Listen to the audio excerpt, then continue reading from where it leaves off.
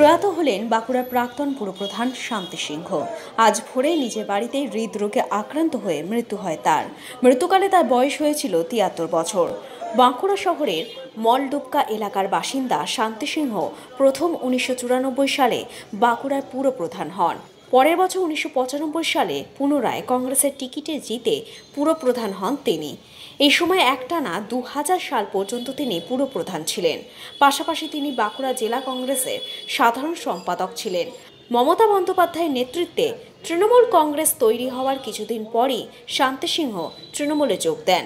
দক্ষ সংগঠক হিসাবে তিনি জীবদ্দশায় তৃণমূলের বিভিন্ন সাংগঠনিক পদে ছিলেন। প্রাক্তন এই পুরপ্রধানের মৃত্যুতে স্বাভাবিকভাবেই বাঁকুড়া শহর জুড়ে শোকের ছায়া নেমে আসে। আজ শান্তি সিংহর মরদেহ নিয়ে যাওয়া হয় বাঁকুড়া পুরসভা ও বাঁকুড়া তৃণমূল ভবনে।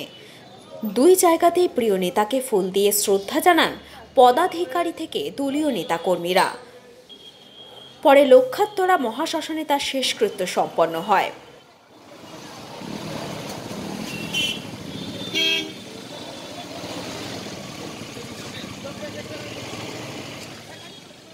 Bureau report, Bankura live.